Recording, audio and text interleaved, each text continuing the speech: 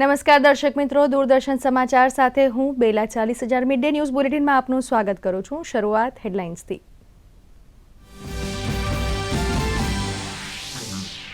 સંસદમાં નાણામંત્રી રજૂ કરશે શ્વેતપત્ર। સરકારની સિદ્ધિ ગણાવવાની સાથે 2014 પહેલા દેશની અર્થવ્યવસ્થાની રજૂ કરાશે સ્થિતિ। જવાબમાં કોંગ્રેસ પણ લાવશે બ્લેક પત્ર। પ્રધાનમંત્રી મોદીએ કહ્યું, બ્લેક પેપરના કાળા ટીકાના કારણે દેશની પ્રગતિને નહીં લાગે નજર। રાજ્યસભામાં 56 સાંસદોનો કાર્યકાળ પૂર્ણ। પ્રધાનમંત્રી મોદીએ વિદાય લેતા સાંસદોના યોગદાનની કરી પ્રશંસા। અર્થશાસ્ત્રી અને પ્રધાનમંત્રીના રૂપમાં મનમોહન સિંહના કાર્યોને કર્યા યાદ। કહ્યું, તેમનું યોગદાન ક્યારેય નહીં ભૂલાય।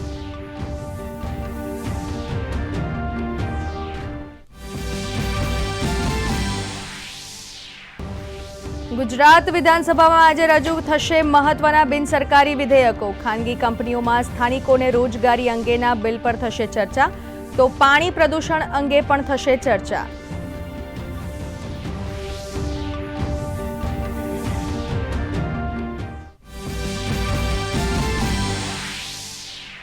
ગ્રીન પ્રોજેક્ટ વધારવા અમદાવાદ મહાનગરપાલિકાએ બહાર પાડેલા 200 કરોડના બોન્ડનું બીએસઈમાં લિસ્ટિંગ। પહેલી 4 સેકન્ડમાં 415 કરોડ, જ્યારે બિડિંગના અંતે મળ્યું 1360 કરોડનું સબસ્ક્રિપ્શન। અમદાવાદને સ્વચ્છ બનાવવામાં વધશે લોકોની આર્થિક ભાગીદારી। બાળ અને માતા મૃત્યુદર ઘટાડવા કિલકારી અને આશા મોબાઈલ એકેડેમીનું રાજ્યમાં લોન્ચિંગ। ચાલુ વર્ષે રાજ્યની 22 લાખ મહિલાઓને ગર્ભાવસ્થાથી લઈને બાળકની સાર સંભાળ અંગે અપાશે મહત્વની જાણકારી।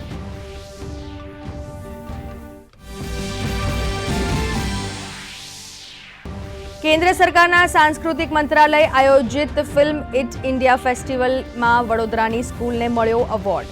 માય એપલ શાળાના વિદ્યાર્થીઓએ બનાવેલી ડોક્યુમેન્ટરીને બેસ્ટ ડોક્યુમેન્ટરીનો મળ્યો એવોર્ડ।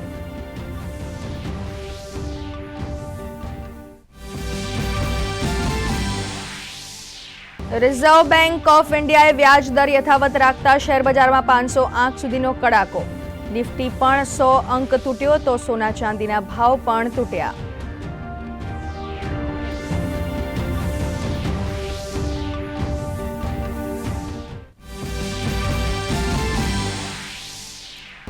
સઘન સુરક્ષા વચ્ચે પાકિસ્તાનમાં સામાન્ય ચૂંટણી માટે ચાલી રહ્યું છે મતદાન। પાકિસ્તાન મુસ્લિમ લીગ અને પાકિસ્તાન પીપલ્સ પાર્ટી વચ્ચે ખરાખરીનો જામ્યો છે જંગ।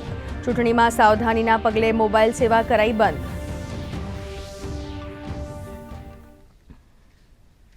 અને હવે સમાચાર જોઈશું વિગતવાર। રાજ્યસભામાંથી 56 સાંસદોની વિદાય પર પ્રધાનમંત્રી નરેન્દ્ર મોદીએ ગૃહને સંબોધિત કર્યું, જેમાં પ્રધાનમંત્રી નરેન્દ્ર મોદીએ પૂર્વ પ્રધાનમંત્રી મનમોહન સિંહની ભરપૂર પ્રશંસા કરી છે। તેમણે કહ્યું કે જ્યારે પણ લોકતંત્રની ચર્ચા થશે ત્યારે મનમોહન સિંહનું નામ હંમેશા યાદ કરાશે। પ્રધાનમંત્રી નરેન્દ્ર મોદીએ કોંગ્રેસના બ્લેક પેપર પર કટાક્ષ કરતા કહ્યું કે આજે દેશ સમૃદ્ધિની નવી ઊંચાઈઓને સ્પર્શી રહ્યો છે।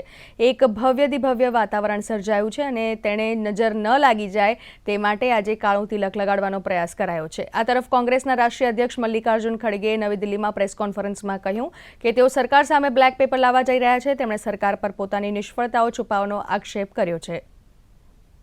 माननीय डॉक्टर मनमोहन सिंह जी का स्मरण करना चाहूंगा। 6 बार इस सदन में वो अपने मूल्यवान विचारों से और नेता के रूप में भी और प्रतिपक्ष में भी नेता के रूप में उनका बहुत बड़ा योगदान रहा है। वैचारिक मतभेद, कभी बहस में छिटाकशी, वो तो बहुत अल्पकालीन होता है, लेकिन इतने लंबे अरसे तक जिस प्रकार से उन्होंने इस सदन का मार्गदर्शन किया है, देश का मार्गदर्शन किया है, वो हमेशा जब भी हमारे लोकतंत्र की चर्चा होगी तो कुछ माननीय सदस्यों की जो चर्चा होगी उसमें माननीय डॉक्टर मनमोहन सिंह की योगदान की चर्चा जरूर होगी। આજે લોકસભામાં સંવિધાન અનુસૂચિત જનજાતિ આદેશ સુધારા બિલ 2024ને રજૂ કરવામાં આવશે. આના દ્વારા આંધ્રપ્રદેશમાં અનુસૂચિત જનજાતિના સૂચિમાં સંશોધન કરવામાં આવશે. આ ઉપરાંત ઓડિશામાં અનુસૂચિત જાતિ અને અનુસૂચિત જનજાતિની સૂચિમાં સંશોધન કરવા માટે સંવિધાન અનુસૂચિત જાતિ અને અનુસૂચિત જનજાતિ આદેશ સંશોધન બિલ 2024 પર ચર્ચા કરવા માટે અને પસાર કરવા માટે મૂકવામાં આવશે. આ ઉપરાંત પર્યાવરણ, વન અને જળવાયુ પરિવર્તન મંત્રી ભૂપેન્દ્ર યાદવ આજે મહત્વપૂર્ણ બિલ પર ચર્ચા કરવાના છે. અગાઉની યુપીએ સરકાર દરમિયાનની આર્થિક સ્થિતિ વિશે વિસ્તૃત માહિતી માટે મોદી સરકાર આજે સંસદમાં શ્વેતપત્ર લાવવા જઈ રહી છે. આ શ્વેતપત્રમાં વર્ષ 2014 પહેલા ભારતીય અર્થવ્યવસ્થાની સ્થિતિનો વિગતવાર ઉલ્લેખ કરવામાં આવશે. આ તરફ કોંગ્રેસના રાષ્ટ્રીય અધ્યક્ષ મલ્લિકાર્જુન ખડગેએ કહ્યું કે તેઓ સરકાર સામે બ્લેક પેપર લાવવા જઈ રહ્યા છે. समृद्धि के नए नए शिखर सर कर रहा है. एक भव्य दिव्य वातावरण बना है, उसको नजर न लग जाए, इसलिए काला टीका करने का आज प्रयास हुआ है. मैं उसके लिए भी खड़गे जी का बहुत धन्यवाद करता हूं, ताकि इस हमारी प्रगति की यात्रा को कोई नजर न लग जाए. Black pepper against the government निकाल रहे हैं, क्योंकि वो हमेशा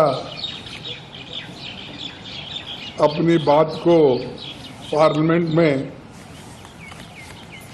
जब रखते हैं तो बार बार अपनी कामयाबों को सुनाते हैं और उनके फेल्यूअर्स को छुपाते हैं.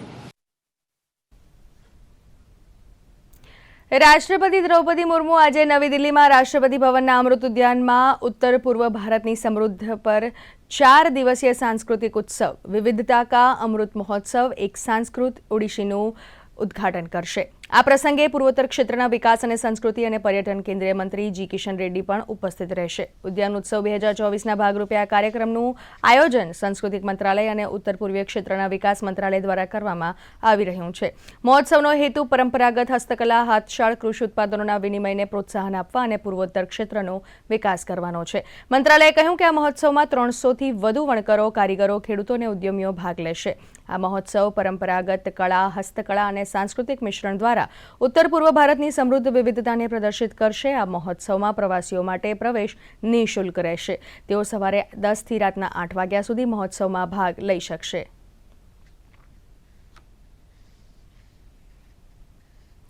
આરબીઆઈએ સતત 6ઠ્ઠી વખત વ્યાજ દરોમાં કોઈ ફેરફાર નથી કર્યો. આરબીઆઈએ વ્યાજ દર 6.5% પર યથાવત રાખ્યા છે. આરબીઆઈએ સીપીઆઈ એટલે કે મોંઘવારી દરને 4% પર રાખવાનો આદેશ આપ્યો છે.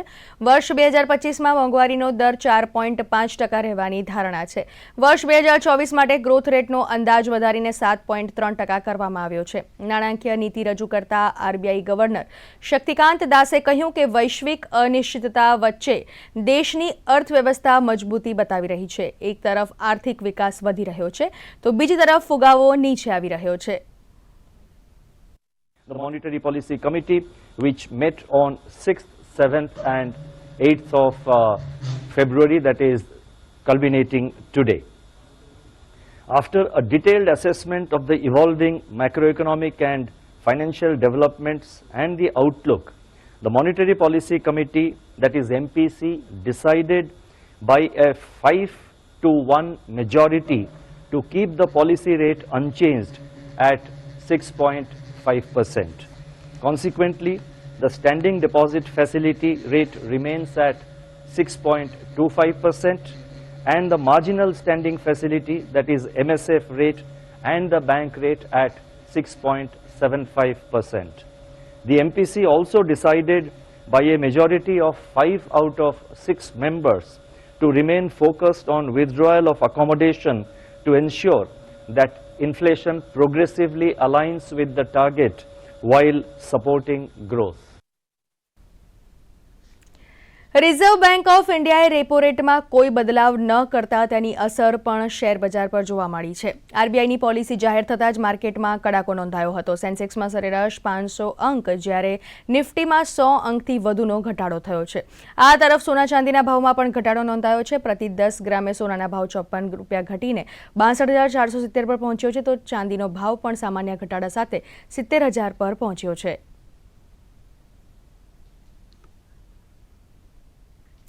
પાકિસ્તાનમાં 8 ફેબ્રુઆરી એટલે કે આજે સામાન્ય ચૂંટણીઓ માટે મતદાન ચાલી રહ્યું છે. ચૂંટણીમાં નવાઝ શરીફ અને બિલાવલ ભુટ્ટો વચ્ચે વડાપ્રધાન પદ માટે જોરદાર ટક્કર જામી છે. નેશનલ એસેમ્બલી માટે 5121 ઉમેદવારો અને 4 પ્રાંતીય એસેમ્બલી માટે 12695 ઉમેદવારો છે. ચૂંટણીને લઈને પાકિસ્તાનમાં હાલ મોબાઈલ સેવાઓ બંધ કરવામાં આવી છે. સામાન્ય ચૂંટણી માટે પાકિસ્તાનમાં લગભગ 6,50,000 સુરક્ષા કર્મચારીઓ તૈનાત કરવામાં આવ્યા છે. અધિકારીઓએ જણાવ્યું કે આ ચૂંટણીમાં 12.85 કરોડથી વધુ નોંધાયેલા મતદારો મતદાન કરશે. ઉલ્લેખનીય છે કે સામાન્ય ચૂંટણીના એક દિવસ પહેલા જ બુધવારે બલુચિસ્તાનના પ્રાંતમાં ચૂંટણી કાર્યાલયને નિશાનો બનાવતા 2 બોમ્બ વિસ્ફોટોમાં 25 લોકોના મૃત્યુ થયા છે, જ્યારે 42 લોકો ઘાયલ થયા હતા, જેના કારણે આ સુરક્ષામાં વધારો કરવામાં આવ્યો છે.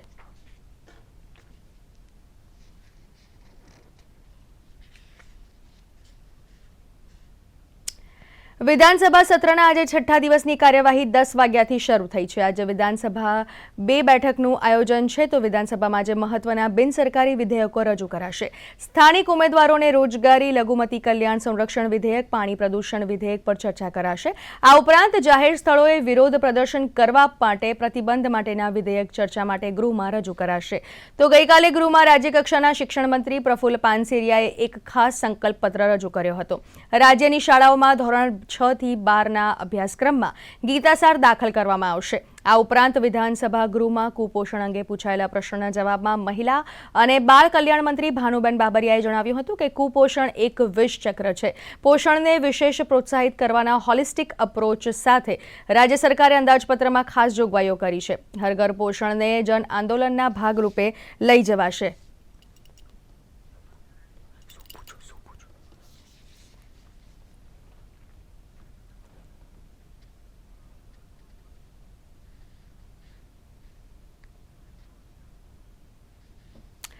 આ અંગે વધુ માહિતી આપી રહ્યા છે અમારા સંવાદદાતા દુર્ગેશ મહેતા. જી દુર્ગેશ, અત્યારે વિધાનસભામાં કાર્યવાહી ચાલી રહી છે, તેમાં શું દેખાઈ રહ્યું છે? જી બિલકુલ, વાત કરવામાં આવે તો 15મી વિધાનસભાનું ચોથું સત્ર એટલે કે બજેટ સત્ર હાલ ગૃહની અંદર ચાલી રહ્યું છે. પૂરક માંગણીઓ ઉપર ચર્ચાનો જે બીજો અને છેલ્લો દિવસ છે તેની હાલ ચર્ચા ચાલી રહી છે, જેની અંદર માર્ગ અને મકાન વિભાગ, શિક્ષણ વિભાગ, અન્ન, નાગરિક અને પુરવઠા તેમજ બંદરો અને વાહન વિભાગ, આદિજાતિ વિકાસ વિભાગ સહિતના અલગ અલગ વિભાગો છે તેની પૂરક માંગણીઓ ઉપર હાલ ચર્ચા ચાલી રહી છે. બીજી બેઠક છે તે બપોરે 3:30 વાગે શરૂ થશે, જેની અંદર તારાંકિક પ્રશ્નોત્તરીથી શરૂઆત થશે. મુખ્યમંત્રીના હસ્તકતા આવતા તમામ જે વિભાગો છે તેને લઈને અને ગૃહ રાજ્યમંત્રી અને રમતગમત મંત્રી હર્ષ સંઘવી છે તેના વિભાગને લઈને 1 કલાક ચર્ચા કરવામાં આવશે. સાથે જ જો વાત કરવામાં આવે તો વિધાનસભાના જે અલગ અલગ સમિતિઓ છે તેના અહેવાલો રજૂ કરવામાં આવશે, તેમજ અંદાજપત્ર એટલે કે બજેટ જે રજૂ કરવામાં આવ્યું છે તેનો આજે પહેલો દિવસ છે તેની પણ ચર્ચા કરવામાં આવશે. સાથે જ બિન સરકારી કામકાજ વિધેયકો જે છે તેનો પણ આજે ચર્ચા કરવામાં આવશે. પહેલું, બીજો અને ત્રીજા વાંચન માટે પણ અલગ અલગ જે ધારાસભ્યો છે તેઓના દ્વારા આજે બિન સરકારી વિધેયકો છે તે ગૃહમાં રજૂ કરવામાં આવશે. લગભગ સાંજના 8 વાગ્યા સુધી આ વિધાનસભાની કામગીરી ચાલશે. જી દુર્ગેશ, આ સમગ્ર માહિતી બદલ આપનો ખૂબ ખૂબ આભાર. દર્શક મિત્રો, વધુ સમાચાર પહેલા લઈએ એક નાનકડા વિરામ. Happy birthday my dear. દાદા! અરે આ શું, એપથી લોન? મારી નવી સ્કૂટી માટે. હો બંશાણી, નહીતર પૈસા પર ફરી જશે પાણી. મતલબ? સાંભળ, ઓનલાઈન લેન્ડિંગ એપ્સની બરાબર તપાસ કરીને જ આરબીઆઈ અધિકૃત બેંક્સ એનબીએફસી પાસેથી જ તમે લોન લો. અનધિકૃત એપ્સ અથવા અજાણ્યા લોકોને ખાનગી વાતો શેર કરવી એટલે જોખમ. દાદા, બની ગઈ શાણી. ગિફ્ટ નહીં ખોલે તું? દાદા! આરબીઆઈ કહે છે આમ નથી સાંભળો. જાણકાર બનો, સતર્ક રહો.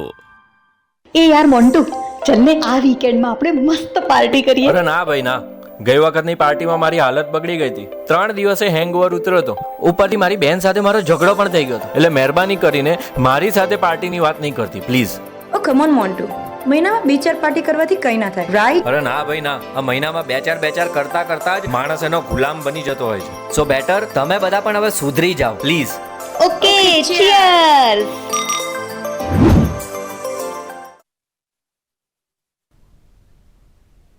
વિરામ બાદ મિડ ડે ન્યૂઝ બુલેટિનમાં આપનું પુનઃ સ્વાગત છે. અમદાવાદ મહાનગરપાલિકા સતત નવીનતમ આયામોને અમલમાં મૂકી રહ્યું છે, જેમાં ગ્રીન બોન્ડ બહાર પાડી તેના પર રોકાણ લાવવાનું રાજ્યનું પહેલું કોર્પોરેશન બન્યું છે. ગત 5મી તારીખે ₹200 કરોડની ફેસ વેલ્યુ ધરાવતા રાજ્યના પ્રથમ ગ્રીન બોન્ડનું ઓનલાઈન બિડિંગ કરાયું હતું, જે પ્રથમ 4 સેકન્ડમાં જ ₹200 કરોડની બોન્ડ સાઇઝ સામે 415 કરોડનું સબસ્ક્રિપ્શન મળ્યું હતું તથા બિડિંગના અંતે કુલ 1360 કરોડનું સબસ્ક્રિપ્શન મળ્યું હતું. આ અવસરે આજે રિંગ બેલ સેરેમની યોજાઈ હતી, જેમાં મુખ્યમંત્રી ભૂપેન્દ્ર પટેલ, શહેરના મેયર પ્રતિભા જૈન તેમજ મહાનગરપાલિકાના કમિશનર ઓમ થેન્નાર હસન સહિતના અધિકારીઓ ઉપસ્થિત રહ્યા હતા.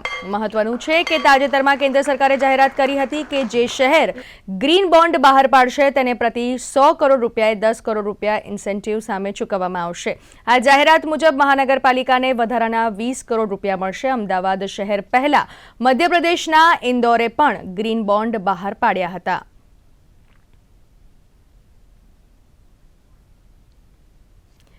મુખ્યમંત્રી ભૂપેન્દ્ર પટેલે અમદાવાદના સાબરમતી રેલવે સ્ટેશનથી અયોધ્યા જતી આસ્થા સ્પેશિયલ ટ્રેનને લીલી ઝંડી આપી પ્રસ્થાન કરાવ્યું હતું.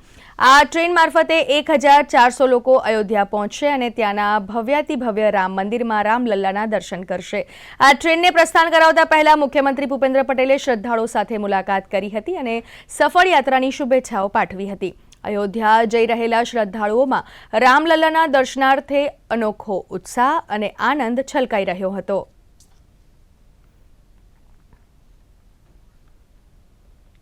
રાજ્યમાં બાળ મૃત્યુ અને માતા મૃત્યુદર ઘટાડવાની સાથે કુપોષણ નાબૂદી માટે વધુ એક અનુકરણીય પહેલ હાથ ધરવામાં આવી છે.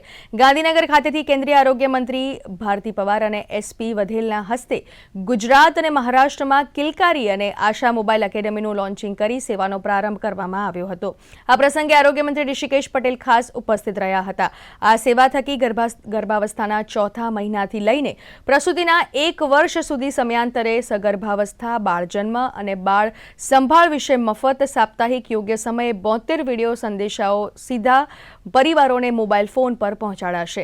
આ વર્ષના બજેટમાં 10 લાખ આશા બહેનો અને 25 લાખ આંગણવાડી કાર્યકરોને જનમંત્રી જન આરોગ્ય યોજનાનો લાભ મળનાર જોગવાઈ છે. આ પ્રસંગે આરોગ્ય કમિશનર હર્ષદ પટેલ, આરોગ્ય વિભાગના એડિશનલ ડાયરેક્ટર ડોક્ટર નયન જાની, ડોક્ટર નીલમ પટેલ, ડોક્ટર આર દીક્ષિત સહિત આરોગ્ય વિભાગના અધિકારીઓ ઉપસ્થિત રહ્યા હતા. ભારતની સાંસ્કૃતિક પ્રવૃત્તિઓને વેગવંતી રાખવા સાંસ્કૃતિક મંત્રાલયનો ફિલ્મ ઇટ ઇન્ડિયા ફેસ્ટિવલ યોજાયો હતો. આ ફેસ્ટિવલમાં વડોદરાના માય એપલ સ્કૂલના ધોરણ 8 અને 9ના વિદ્યાર્થીઓએ ભાગ લીધો હતો. આ ફેસ્ટિવલમાં માય એપલ સ્કૂલના વિદ્યાર્થીઓએ એક ડોક્યુમેન્ટરી ફિલ્મ બનાવી હતી. માય એપલ શાળાના વિદ્યાર્થીઓએ બનાવેલી આ ફિલ્મને બેસ્ટ ડોક્યુમેન્ટરી ફિલ્મનો રાષ્ટ્રીય એવોર્ડ પ્રાપ્ત થયો છે.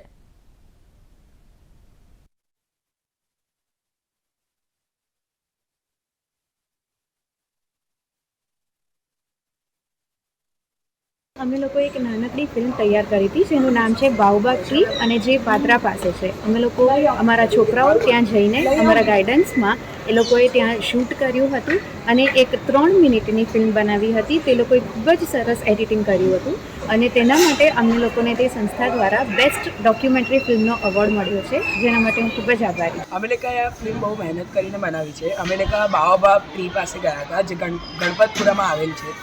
અમે પહેલાં તો ત્યાં ગયા, પછી થોડી વાર વિચાર્યું અને એના પછી અલગ અલગ શોટ્સ લીધા. ત્યાંના 15 થી 20 શોટ લીધા પછી અમે લોકો અહીંયા સ્કૂલે આવ્યા અને એના પછી મેં અને મારા એક ટીમમેટ જીતે મળી અને આ ફિલ્મનું એડિટિંગ કર્યું. રાજકોટ મધ્યમાંથી કોર્ટ બિલ્ડિંગનું માધાપર પાસે સ્થળાંતર થતાં હવે વકીલોને ઓફિસ માટે નવા કોર્ટ બિલ્ડિંગ પાસે 5 એકર જમીન આપવા કલેક્ટર તંત્ર દ્વારા તૈયારી દર્શાવવામાં આવી છે. આ માટે રાજકોટ બાર એસોસિએશનને જમીન પ્રક્રિયાની પ્રોસેસ ફી ભરવા જણાવાયું છે. રાજકોટ બાર એસોસિએશનને આ જમીન માટે હકારાત્મક અભિગમ રાખતા તંત્ર દ્વારા જમીન ફાળવણી પ્રક્રિયા માટે જંત્રીના 1% પ્રોસેસ ફી ભરવા જણાવાયું છે. કલેક્ટર તંત્ર દ્વારા વકીલોને આપવામાં આવનાર જમીનની કિંમત અંદાજે 30 થી 35 કરોડ આપવા જઈ રહી છે. પત્ર અનુસંધાને અમે 1% રકમ છે એ રાજકોટ બાર એસોસિએશન છે એ મામલતદારમાં સરકારમાં જમા કરવા માટેની અત્યારે કાર્યવાહી કરી રહ્યા છીએ. એ જ રકમ જમા કરાવ્યા બાદ આગળ જે સક્ષમ ઓથોરિટી છે એ અરજી સંબંધે આગળની જે કંઈ પ્રોસેસ કરવાની થશે એ આગળ પ્રોસેસ કરશે. બાર એસોસિએશનની જ્યાં સુધી વાત છે ત્યાં સુધીમાં આ સમાચાર છે એ એટલા માટે મહત્વના છે કે અત્યાર સુધી કોઈ એસોસિએશનને આવી રીતે જગ્યા આપવામાં આવેલ નથી. આ પહેલો જ રાજકોટ બાર એસોસિએશનના ફાળે આ જસ જાય એટલા માટે આ, કારણ કે વકીલોના વેલફેર માટેની વાત છે.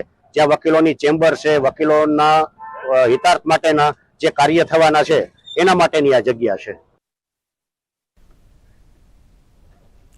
ભરૂચના જંબુસરના કાવી ગામના માછીમારોને ધનકા તીર્થ અખાત બંદરેથી 2.5 ફૂટનું શિવલિંગ મળી આવતા ભક્તિનો સાગર છલકાઈ ઉઠ્યો છે. માછીમારો દરિયામાંથી માછલીઓ પકડી રહ્યા હતા તે દરમિયાન માછલી પકડવાની જાળમાં મોટી ભારવાળી વસ્તુ ફસાઈ ગઈ હતી, જેને બહાર કાઢતા શિવલિંગ નીકળ્યું હતું. શિવલિંગ મળ્યાની ભાળ થતાં લોકોની ત્યાં ભારે ભીડ જામી હતી. લોકોએ ત્યાં હર હર મહાદેવના નારા લગાવ્યા હતા. આ 2.5 ફૂટનું શિવલિંગ સ્ફટિક પથ્થરમાંથી બન્યું હોવાનું પણ જાણવા મળ્યું છે.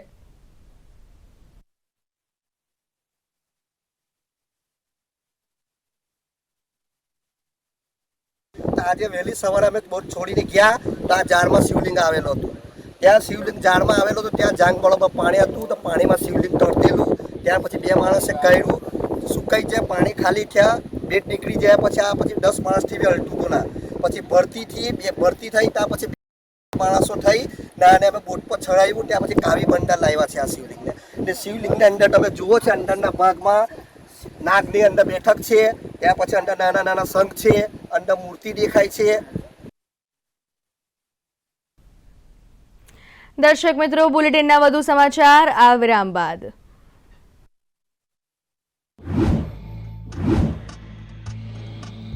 ચારણી જેવા આંતરડા થઈ ગયા છે તમારા. શું તમને એવો ભ્રમ છે કે તમે ઉદ્યોગપતિ છો, કરોડપતિ છો, તો દારૂ તમારું કશું નહીં બગાડી શકે એમ? દારૂ એ કોઈ અમીરી ગરીબી કે નાતજાત જોતું નથી. સર, હું તો સમજાવીને થાકી. હવે તમે જ સમજાવો. હજુ પણ સમય છે, ચેતી જાવ તો સારું. સમજી ગયો. હું મારી પત્ની અને બાળકોના સોગંદ ખાઈને કહું છું કે આજ પછી દારૂને હાથ પણ નહીં લગાડું. પ્રોમિસ. વિરામ બાદ બુલેટિનમાં વાત કરીએ બોટાદ જિલ્લાની. તો આજે બોટાદમાં સ્પેશિયલ ખેલ મહાકુંભનું આયોજન કરાયું છે, જેમાં 300થી વધુ દિવ્યાંગ બાળકોએ ભાગ લીધો છે. દિવ્યાંગ બાળકોએ દોડ સ્પર્ધા, લાંબી કૂદ, ગોળા ફેંક, વોલીબોલ સહિતની રમતોમાં ભાગ લીધો છે. આ સ્પર્ધામાં પ્રતિભાગી માટે આવવા જવાનું ભાડું, નાસ્તો, જમવાનું અને સોફ્ટ ડ્રિંક સહિતની વ્યવસ્થા મફતમાં કરાઈ છે.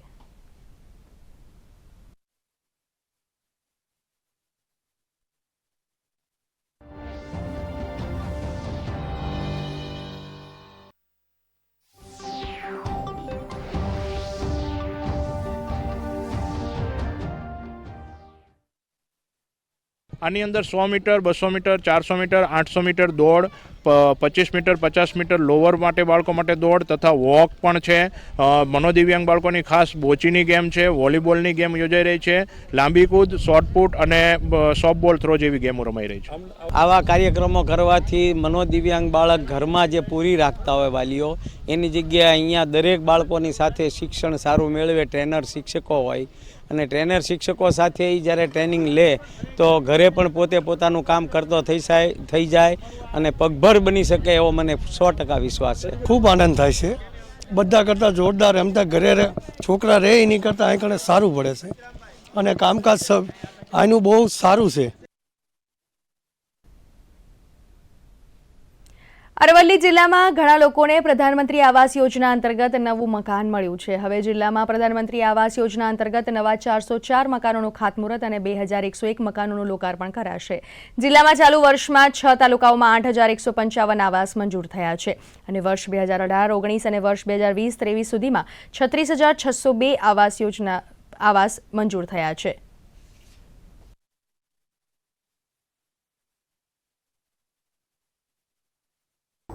અંદાજિત 5-5 હજારની માનવ મેદની સાથે એક આવાસ લોકાર્પણનો કાર્યક્રમ રાખેલો છે.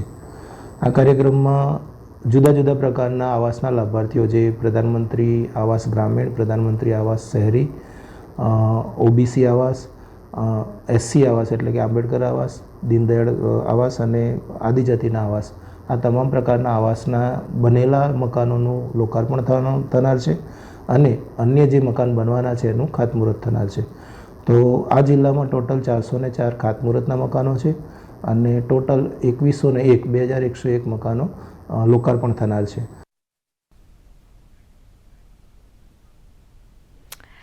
અને હવે જોઈએ દેશ વિદેશના કેટલાક મહત્વના સમાચાર સંક્ષિપ્તમાં.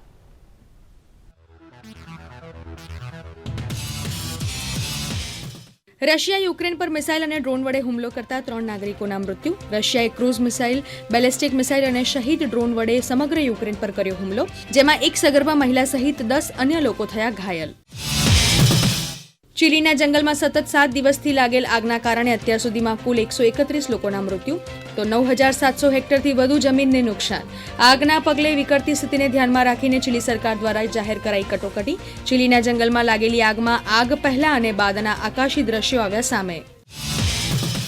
કર્ણાટકના રાયચૂર જિલ્લાના એક ગામમાંથી વહેતી કૃષ્ણા નદીમાંથી 1000 વર્ષ જૂની ભગવાન વિષ્ણુની પ્રતિમા મળી આવી છે. મૂર્તિ 11મી કે 12મી સદીની હોવાની શક્યતા. મૂર્તિના પ્રભામંડળ આસપાસ દશાવતારની સુંદર કોતરણી. આ મૂર્તિની સાથે સાથે એક પ્રાચીન શિવલિંગ પણ મળી આવ્યું છે. Jasprit Bumrah ICC test ranking વિશ્વના નંબર 1 ટેસ્ટ બોલર બન્યા. બુમરાહે રવિચંદ્રન અશ્વિનને પછાડીને નંબર 1નું સ્થાન મેળવ્યું. અગાઉ અશ્વિન ટેસ્ટ બોલરમાં ટોચ પર હતા. રવિચંદ્રન અશ્વિન બીજું સ્થાન પણ ગુમાવીને પહોંચ્યા 3જા સ્થાન પર. અંડર 19 વર્લ્ડ કપમાં આજે ઓસ્ટ્રેલિયા અને પાકિસ્તાન વચ્ચે સેમીફાઇનલ મેચ. થોડીવારમાં શરૂ થશે મેચ જે ટીમ જીતશે તે ભારત સામે રમશે ફાઇનલ.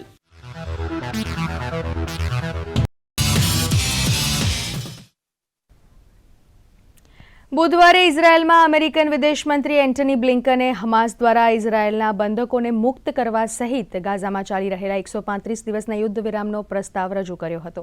પરંતુ થોડા જ કલાકોમાં ઇઝરાયેલના પ્રધાનમંત્રી બેન્જામિને એન્ટની બ્લિંકનના પ્રસ્તાવને ફગાવી દીધો હતો અને કહ્યું કે અમે ગાઝામાં વિજયની નજીક છે. અમે ત્યાંની લડાઈ થોડા મહિનામાં ખતમ કરીશું.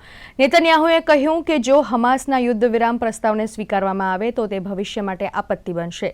બેન્જામિન નેતન્યાહુએ સ્પષ્ટ કર્યું કે ગાઝામાં હમાસની સત્તા જાળવી રાખવા સંબંધિત કોઈ પણ કરારને ઇઝરાયેલ સ્વીકારશે નહીં. ગાઝાની સુરક્ષાની બાંયધરી આપવા ક્ષમતા માત્ર ઇઝરાયેલ પાસે છે.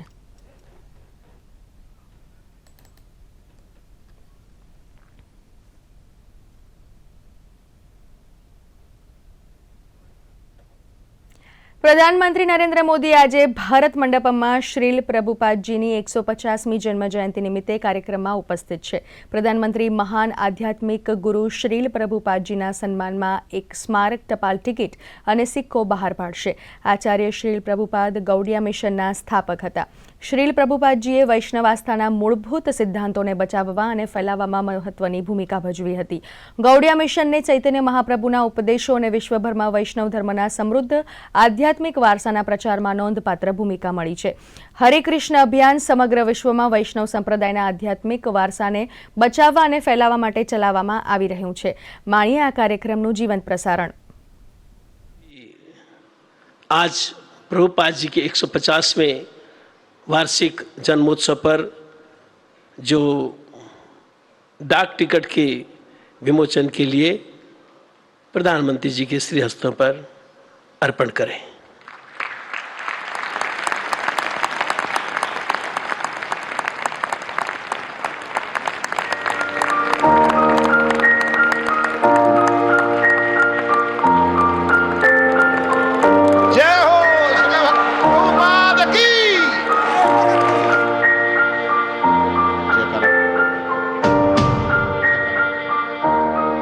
साथ ही प्रभुपाद जी के 150वें जन्मोत्सव के उपलक्ष्य में प्रार्थना करना चाहूँगा श्रीमती मीनाक्षी लेखी जी को कि जो सुंदर स्मारक सिक्का बना है प्रभुपाद जी की, उसमें हमारे जन समर्पित करने के लिए प्रधानमंत्री जी के श्री हस्तों में भेंट करें. माननीय श्रीमती मीनाक्षी लेखी जी.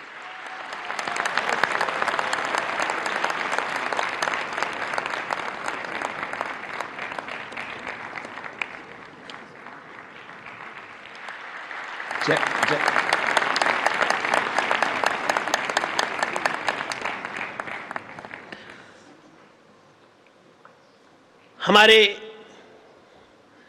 देश की बागडोर बहुत अच्छे हाथों में है और सिर्फ हमारे सनातन धर्म को मानने वाले ही उनसे प्रभावित नहीं हैं. अंतर्राष्ट्रीय ऑर्गेनाइजेशन ऑफ इस्लामिक एसोसिएशन भी उन्हें उनके इस कार्य के लिए बहुत बार सम्मानित कर चुकी है.